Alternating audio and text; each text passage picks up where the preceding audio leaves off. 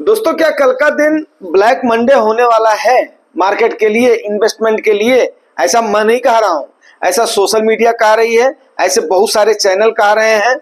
और फिर इस पर एक ग्लैंस में हम चर्चा कर लेते हैं, क्योंकि आपका जानना बहुत जरूरी है। सबसे पहली बात बताऊं कि ये आई कहां से भसड़? ये भसड़ आई है कि फ्राइडे के दिन जो अमेरिकन मार्केट बुरी तरीके से टूटी है। अमेरिकन मार्केट जो टूटी है वो तो टूटी है, पूरी ग्लोबल मार्केट टूटी है। और खास करके जापान मार्केट में जो गिरावट हुई है वो चिंता की बात तो जरूर है। बट मैं आपको एक बात बताना चाहूंगा कि देखो, इसके दो तीन रीजन हैं। सबसे पहला रीजन है कि वही कोविड वाला, जो कि मैं पहले से ही आपको चिल्लाता आ रहा था। आपने अगर पिछले वीडियो से, जो मेरे पुराने व्यूअर्स और सब्सक्राइबर हैं, वो जानते थे, जब कोई भी नाम नहीं ले रहा था उस समय मैं बोल रहा था जम करके नोट की छपाई, उसके बाद में उसकी बटाई, 0% इंटरेस्ट रेट पर उसको बांटना, उसके बाद में सीधे 5.5% पर इंटरेस्ट को ले जाना, और उसके बाद में जब 0% पर इंटरेस्ट रेट था तो उसका पैसा जो अमेरिकन डॉलर था वो विदेशी मार्केट में वहां के नागरिकों के द्वारा, पर्टिकुलरली जो वहां के एचएनआई या एनआरआई, जिसको जो भी बोल सकते हो, एचएनआई बोल दो या एनआरआई बोल दो या जो भी बोल दो, वहां पर जो काम करने वाले थे उन्होंने डिफरेंट अलग अलग स्टेट्स में लगा दिया, क्योंकि वहां पर 0% इंटरेस्ट रेट पे पैसा मिल रहा था। उसके बाद में जब वहां का इंटरेस्ट रेट बढ़ा है तो वो पैसा वापस जो है अमेरिका में जाना, उसके बाद में लोगों के हाथ में पैसे होना। तो 2022 में क्या हुआ कि वहां पर जब लोगों के हाथ में पैसा आया और उसके बाद में वहां पर फिर महंगाई बेकाबू हो गई। अब उसको बेकाबू करने के लिए फिर सरकार ने ले हथकंडे दे हथकंडे, ले हथकंडे दे हथकंडे अपनाए। वहां की फेडरल के चीफ की, जेरम पॉल का, इनकी हालात से इनके काबू हो गए, बेकाबू हो गए। फाइनेंशियल मैटर है, ये जानना आपको बहुत जरूरी है। उसके बाद में वहां पर एक जॉब का जो अनएम्प्लॉयमेंट है उसका जो डाटा है वो आया। उसके बाद में वहां पर प्रोडक्शन उनकी डाउन हुई। तो इन सारी चीजों से मंडे को, फ्राइडे को मार्केट टूटी है। हमारे यहाँ पर भी मार्केट टूटी है। पहला रीजन तो ये रहा। दूसरा, जो एआई का बबल था, जो एआई हो रही थी, मैंने आपको पहले भी बोला था कि भैया हो देखो, एआई जो है ना इतनी बड़ी चीज नहीं है। और मैंने पहले बोला था एआई से डाटा ले ले करके लोग आपको वीडियोज परोस रहे हैं, लोग आपको वीडियोज परोस रहे हैं, इस पर रुक जाओ।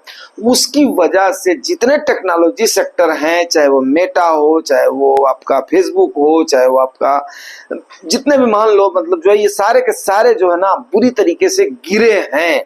उसके गिरने की वजह से क्या हुआ, हमारे यहाँ पर आईटी सेक्टर बुरी तरीके से गिरा है, ऑटो सेक्टर बुरी तरीके से गिरा है, मेटल सेक्टर बुरी तरीके से गिरा है, रियल्टी सेक्टर बुरी तरीके से गिरा है, और मिड कैप स्मॉल कैप हमारे यहाँ पर ओवर वैल्यूड भी रहे हैं। सारी दुनिया बोल रही है कि इसकी वैल्यूएशन नहीं है। तो ये सारे सिनेरियोज रहे हैं।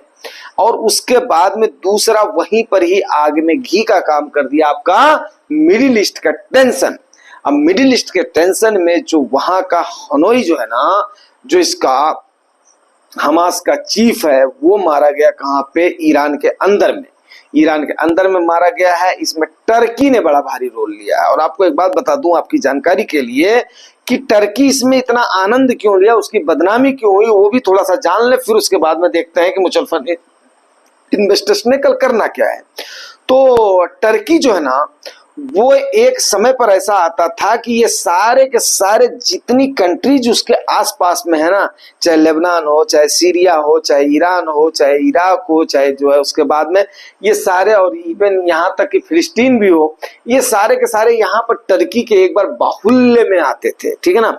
बाहुल्य में आने की वजह से टर्की क्या होता है कि किसी भी मैटर पे उसमें कूद पड़ता है। तो वो कूदा कैसे? टर्की ने बाद में अपनी बेइज्जती भी करवा दिया। टर्की ने बोला कि भाई ये जो है ना, कोई एक इंडियन है जो कि मोसाद, जो वहां की अमेरिका की इजराइल की एक एजेंसी है, खुफिया एजेंसी है, उसके साथ मिलकर के अमित नाकेश करके एक बंदा है, इंडियन है, उसने जो है इसको सपोर्ट किया। उसके बाद उसने इनको मारा है। किसको? जो हनोई है, इसका हमास का चीफ था, इस्माइल हनोई, तो इसको मारा है। अब उसके बाद में फिर उस बात का खंडन किया है। अब अमित नाकेश क्या हमारे यहाँ का ही है या नहीं है, वो अलग बात हो गई। तो अब ये सारे इशू चल रहे हैं। फिर 50,000 सैनिक वहां पर जमा हो गए हैं अमेरिका के, बाकी अभी नाटो की फोर्सेस वहां पर जमा हो रही हैं, मुस्लिम कंट्रीज वहां पर इकट्ठा हो रही, Islamic countries, sorry Muslim countries बोल रहा हूं, इस्लामिक कंट्रीज वहां पर इकट्ठी हो रही है। सारे ग्लोबल सिनेरियोज हैं, ये आपका जानना जरूरी है, जिसको लेकर के अब एक तो अमेरिका की बसड़ थी, उसके बाद में यहाँ वाली बसड़ हुई है, उसके बाद में ओवर वैल्यूएशन का थोड़ा सा इशू है, प्रॉफिट बुकिंग का इशू, हालांकि उस लिहाज से हमारी मार्केट कम टूटी है।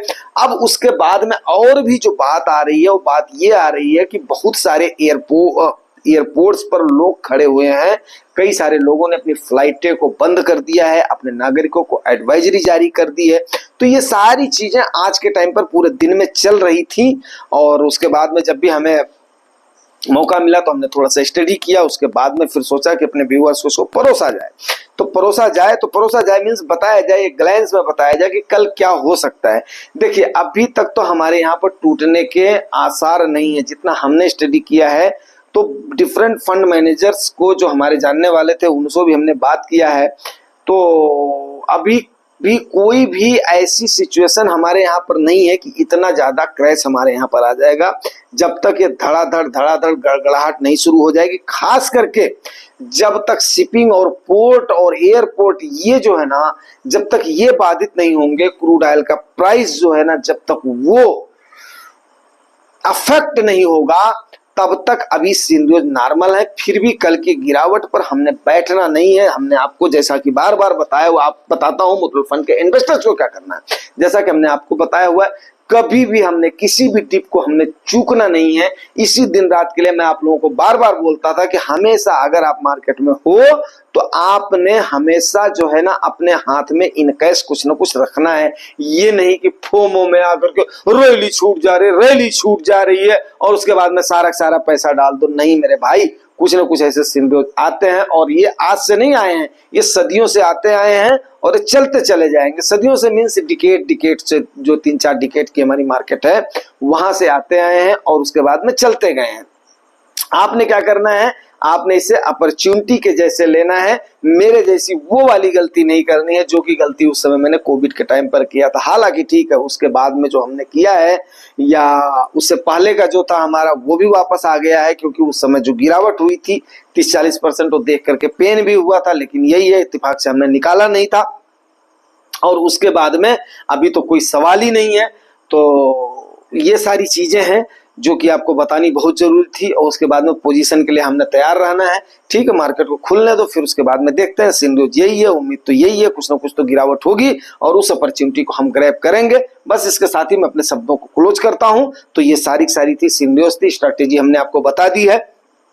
मिलते हैं हम कल की सेशन में सवेरे, और सवेरे अच्छे से चर्चा करेंगे, और सारा का सारा हमने कमेंट्स वगैरह, क्यूरीज वगैरह कवर कर दिया है। अब जिसको अगर कोई भी डाउट है, संदेह है, तो अपना अपना डालते रहो, उसके बाद में चलते रहो। हाँ, पैनिक में नहीं आना, पूछना जरूर पहुंचना है, एसआईपी को पॉज नहीं करना है, एसआईपी को बंद नहीं करना, लमसम के लिए बिल्कुल तैयार रहना है। तो ये सारी चीजें हैं। और रिडीम जल्दीबाजी में डर करके, खास करके रिडीम नहीं करना मेरे भाई, रिडीम नहीं करना। पैसे की जरूरत है, रिडीम नहीं करना। मैं अपने व्यूअर्स को, सब्सक्राइबर्स को यही बोल रहा हूँ, डरने की जरूरत नहीं है।